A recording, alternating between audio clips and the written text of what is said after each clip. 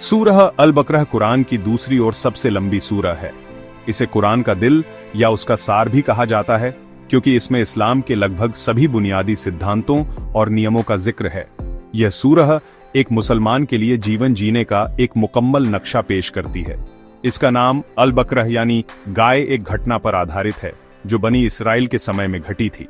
यह घटना हमें सिखाती है कि अल्लाह के हुक्म को बिना किसी सवाल के मानना चाहिए। यह सूरह पैगंबर मोहम्मद सल्लल्लाहु अलैहि वसल्लम के मदीना आने के बाद नाजिल हुई, जब एक नए इस्लामी समाज की बुनियाद रखी जा रही थी। ये उस समय के मुसलमानों के लिए एक संविधान की तरह थी। इस सूरह के नाजिल होने का समय बहुत महत्वपूर्ण है। मक्का में मुसलमान एक अल्पसंख्यक और कमजोर समूह थे, जहां उन्हें सिर्फ अपने ईमान को बचाने की फिक्र थी। लेकिन मदीना में उन्हें एक समाज बनाने, अपने कानून बनाने और एक समुदाय के रूप में जीने का मौका मिला। ऐसे में उन्हें एक विस्तृत मार्गदर्शन की जरूरत थी। सूरह अल बकरह ने इसी जरूरत को पूरा किया। इसने उन्हें बताया कि एक सच्चा मुसलमान कैसे बने, एक अच्छा समाज कैसे बनाएं और दूसरी कौमों के साथ कैसे व्यवहार करें।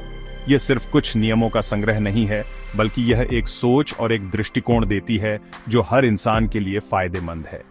यह सूरह उन लोगों के लिए नाजिल हुई जो अल्लाह पर ईमान लाए थे और एक बेहतर जीवन जीना चाहते थे।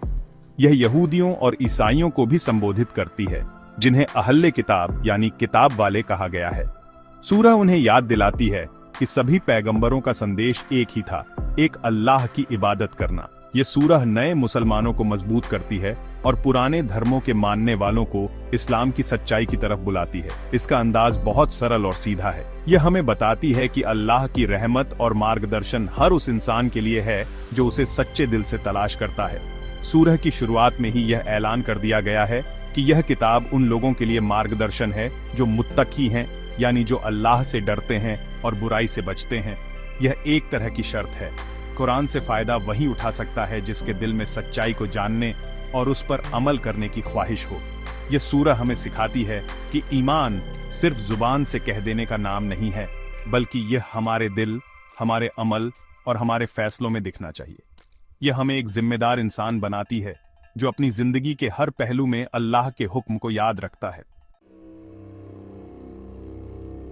सूरह अल बकरह की लंबाई देखकर कुछ लोग सोच सकते हैं कि इसे समझना मुश्किल होगा, लेकिन इसकी संरचना बहुत व्यवस्थित और तार्किक है। विद्वानों ने इसे कई हिस्सों में बांटा है, लेकिन मोटे तौर पर हम इसे एक भूमिका और 3 बड़े भागों में देख सकते हैं। भूमिका में ईमान वालों, काफिरों और मुनाफिकों यानी पाखंडियों का जिक्र है। इसके बाद सूरह के मुख्य विषय शुरू होते हैं। यह संरचना हमें दिखाती है कि कैसे अल्लाह ने इंसानी जिंदगी के हर पहलू के लिए मार्गदर्शन दिया है, चाहे वह व्यक्तिगत हो, सामाजिक हो या आध्यात्मिक। हर हिस्सा दूसरे से जुड़ा हुआ है और मिलकर एक मुकम्मल तस्वीर बनाता है।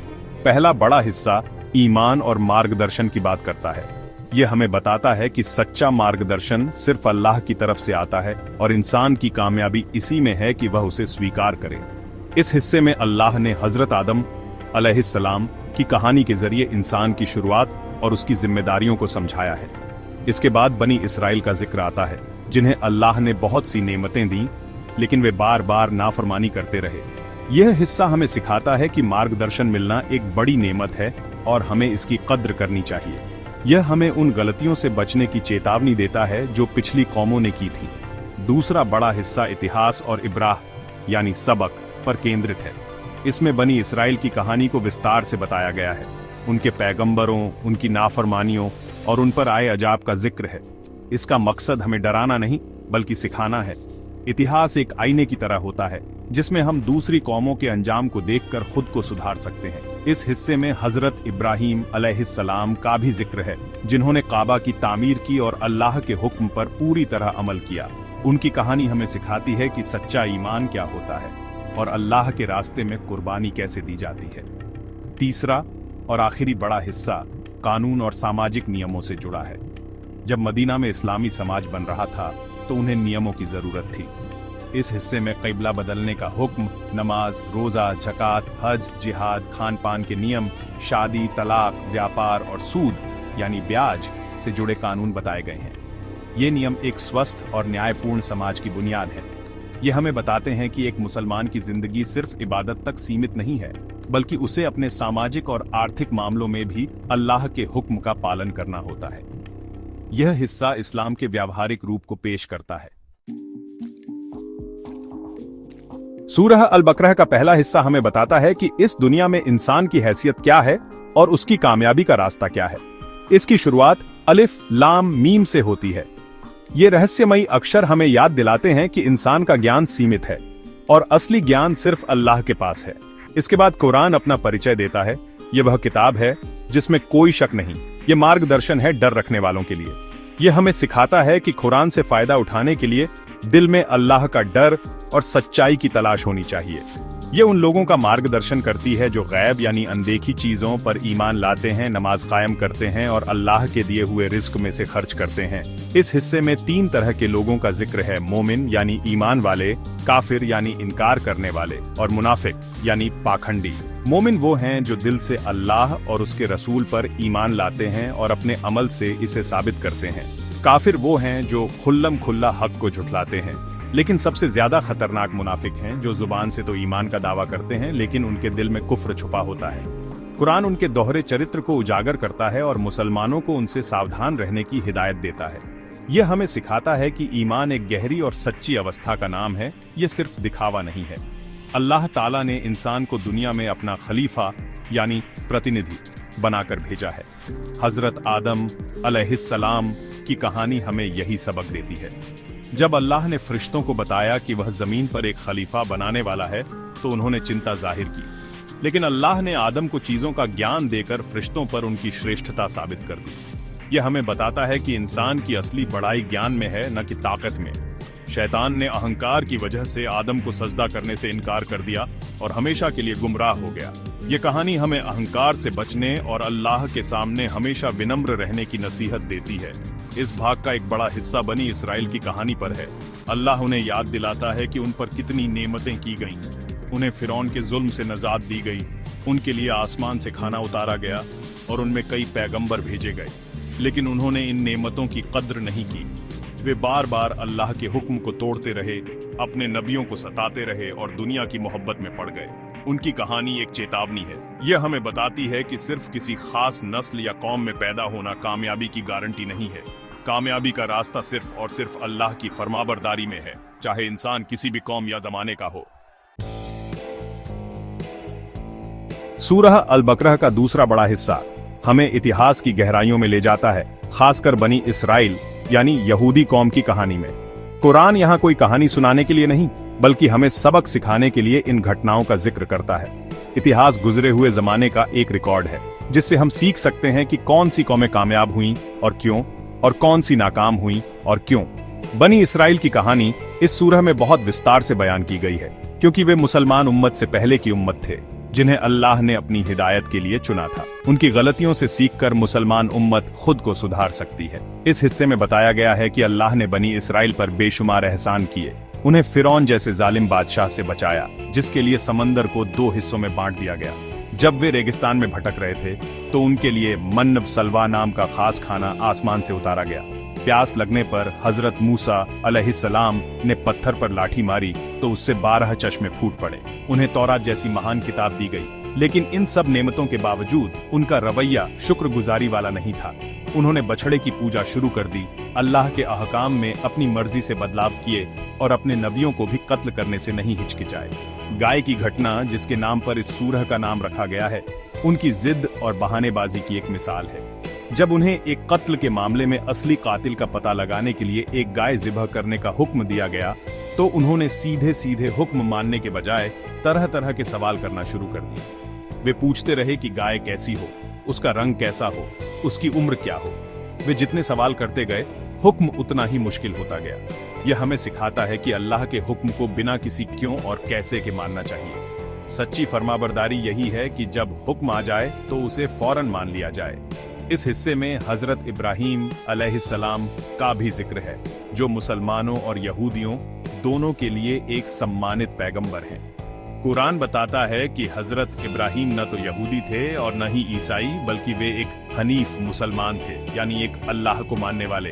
उन्होंने अपने बेटे इस्माइल अलैहिस्सलाम के साथ मिलकर काबा की बुनियाद रखी और दुआ की, ऐ हमारे रब, हमारी नस्ल में से एक ऐसा रसूल भेज जो तेरी आयतें पढ़कर सुनाए, उन्हें किताब और हिकमत सिखाए और उन्हें पाक करे। यह दुआ पैगंबर मोहम्मद सल्लल्लाहु अलैहि वसल्लम की शक्ल में पूरी हुई।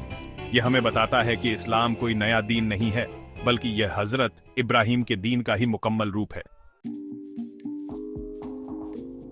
सूरह अल बकरह का तीसरा और अंतिम भाग एक नए समाज के निर्माण के लिए व्यावहारिक मार्गदर्शन देता है। जब मुसलमान मक्का से हिजरत करके मदीना पहुंचे तो वे सिर्फ एक धार्मिक समूह नहीं रहे, बल्कि एक राजनीतिक और सामाजिक इकाई बन गए। अब उन्हें अपने समाज को चलाने के लिए कानूनों और नियमों की जरूरत थी। यह हिस्सा उन्हीं नियमों को बयान करता है। यह हमें सिखाता है कि इस्लाम सिर्फ कुछ इबादतों का नाम नहीं है, बल्कि यह एक मुकम्मल जीवन शैली है जो हमारी जिंदगी के हर पहलू को कवर करती है, चाहे वह परिवार हो, समाज हो या अर्थव्यवस्था हो। और यह हमें एक न्यायपूर्ण और संतुलित समाज बनाने का तरीका भी सिखाता है। इस हिस्से की शुरुआत एक बहुत बड़े बदलाव के हुक्म से होती है, किबला का बदलना। पहले मुसलमान यरूशलेम में बैतुल मक़दिस की तरफ मुंह करके नमाज पढ़ते थे, लेकिन फिर अल्लाह ने हुक्म दिया कि वे मक्का में काबा की तरफ मुंह करें। यह एक इम्तिहान था। इसका मकसद यह देखना था कि कौन रसूल का सच्चा पैरोकार है और कौन अपनी पुरानी परंपराओं से चिपका रहता है। किबला का बदलना इस बात का भी ऐलान था कि अब मुसलमान उम्मत एक आज़ाद और अलग पहचान वाली कौम है, जिसका केंद्र काबा है।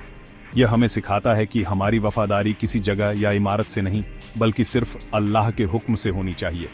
इसके बाद सूरह में कई सामाजिक और नैतिक नियम दिए गए हैं। इसमें बताया गया है कि नेकी सिर्फ पूरब या पश्चिम की तरफ मुंह करने का नाम नहीं है, बल्कि असली नेकी यह है कि इंसान अल्लाह पर, फरिश्तों पर, किताबों पर और नबियों पर ईमान लाए।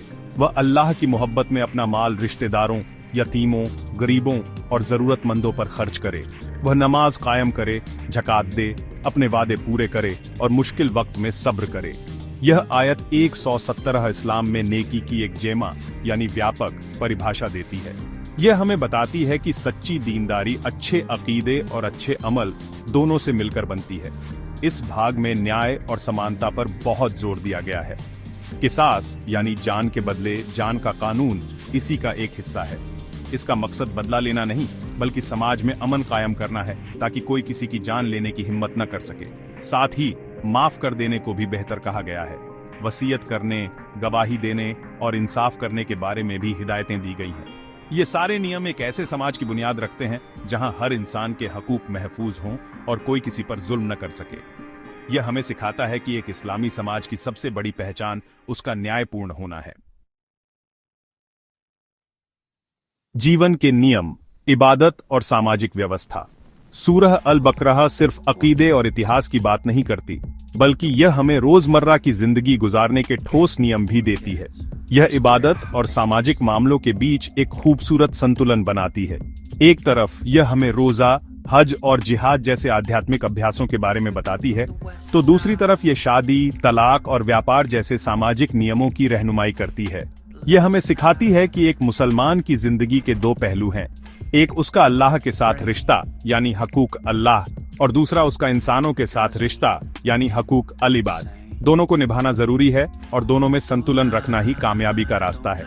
इस सूरह में रोजे को फर्ज करार दिया गया है। अल्लाह फरमाता है, ए ईमान वालो, तुम पर रोजे फर्ज किए गए हैं जैसे तुमसे पहले के लोगों पर फर्ज किए गए थे, ताकि तुम तकवा यानी अल्लाह का डर इख्तियार करो। रोजा सिर्फ भूखे प्यासे रहने का नाम नहीं है।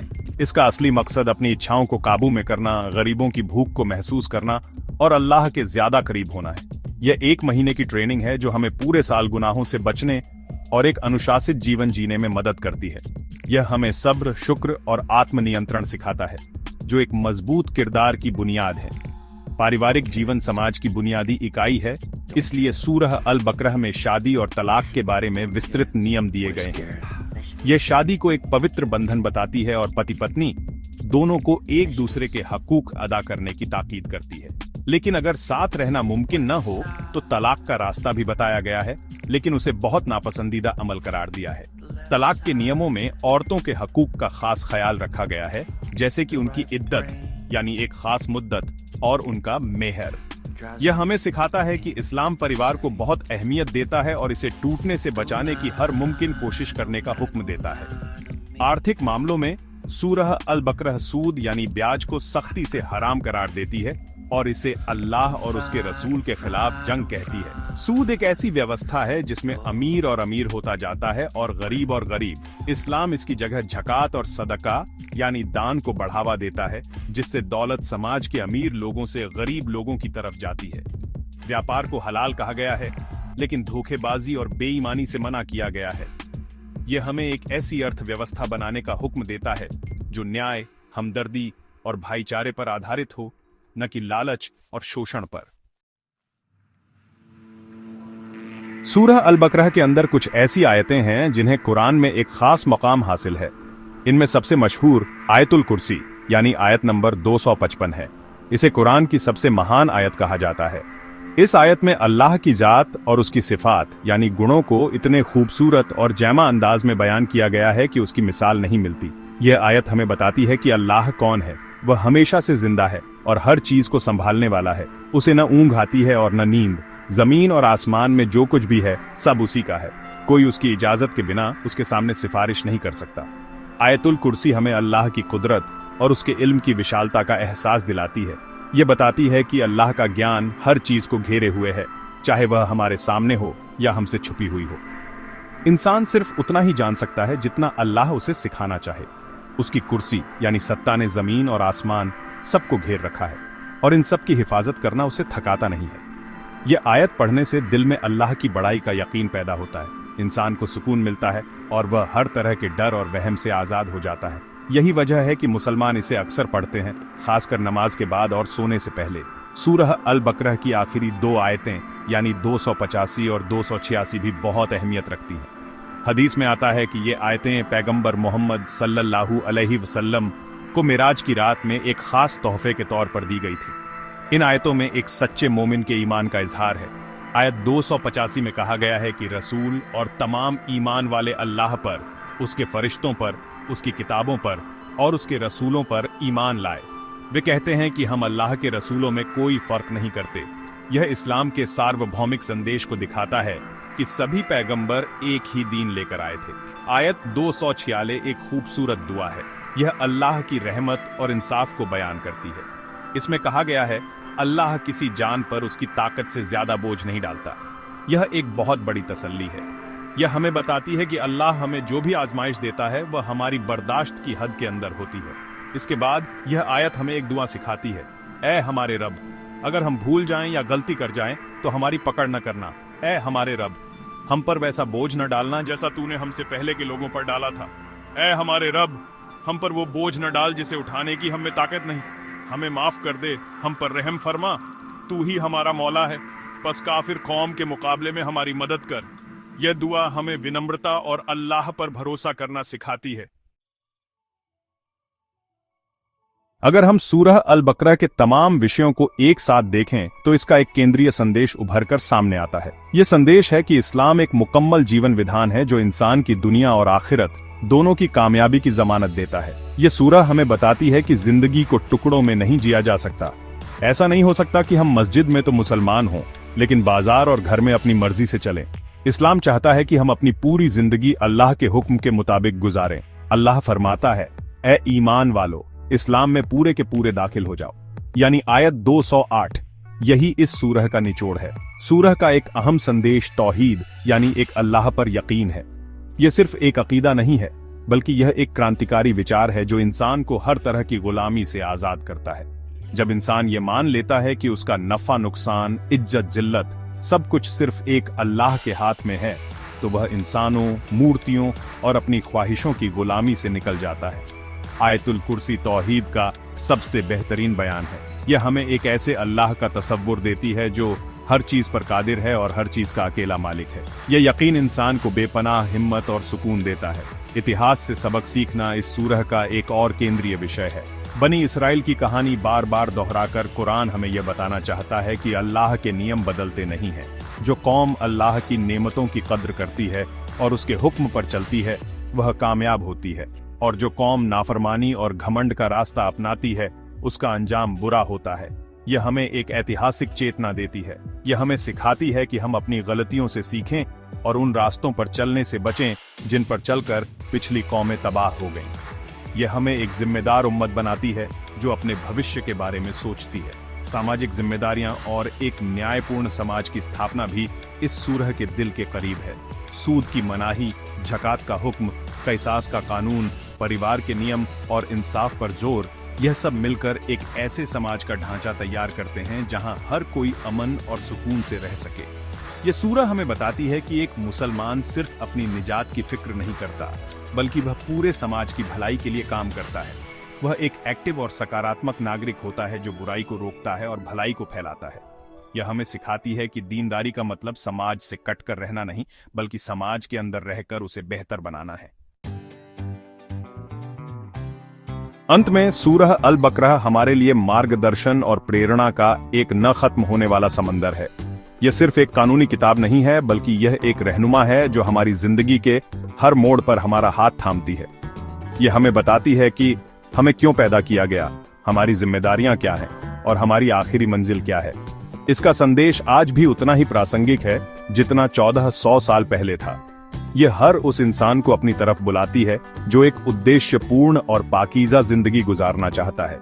यह हमें उम्मीद, हिम्मत और एक स्पष्ट दिशा देती है। इस सूरह की सबसे बड़ी प्रेरणा यह है कि इंसान को कभी मायूस नहीं होना चाहिए। अल्लाह की रहमत बहुत विशाल है। अगर इंसान से गलती हो जाए तो तौबा का दरवाजा हमेशा खुला है। सूरह की आखिरी आयतें इसी उम्मीद को जगाती हैं। वे हमें सिखाती हैं कि अल्लाह हमारी कमजोरियों को जानता है और वह हमारी ताकत से ज्यादा बोझ हम पर नहीं डालता। ये सोच इंसान को बहुत सुकून देती है। यह हमें बताती है कि हमें बस कोशिश करते रहना है, सच्चे दिल से अल्लाह से मदद मांगनी है और नतीजा उस पर छोड़ देना है। यह हमें एक सकारात्मक और आशावादी इंसान बनाती है। सूरह अल बकरा हमें एक संतुलित जीवन जीने की प्रेरणा देती है। यह हमें दुनिया को छोड़ने के लिए नहीं कहती, बल्कि दुनिया में रहकर अल्लाह को याद करने का हुक्म देती है।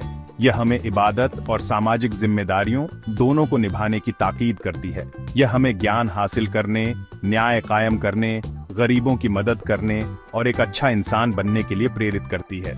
यह हमें सिखाती है कि सच्ची कामयाबी सिर्फ रूहानी तरक्की में नहीं है, बल्कि एक अच्छा इंसान, एक अच्छा परिवार का सदस्य और एक अच्छा नागरिक बनने में भी है। यह हमें दुनिया और आखिरत दोनों को संवारने का रास्ता दिखाती है। कुल मिलाकर सूरह अल बकरा कुरान का एक मुकम्मल परिचय है। यह हमें इस्लाम की बुनियाद, उसके इतिहास, उसके कानून और उसकी रूह से वाकिफ कराती है। यह एक मुसलमान की शख्सियत को बनाती है और एक इस्लामी समाज की बुनियाद रखती है। जो कोई इसे समझकर पढ़ेगा और इस पर अमल करने की कोशिश करेगा, वह अपनी जिंदगी में एक इनकलाब महसूस करेगा। यह हमें अंधेरों से निकालकर रोशनी की तरफ ले जाती है, शक से निकालकर यकीन की तरफ और एक बिखरी हुई जिंदगी से निकालकर एक मरकजी और उद्देश्यपूर्ण जिंदगी की तरफ। ये वाकई अल्लाह की तरफ से इंसानियत के लिए एक अजीम तोहफा है।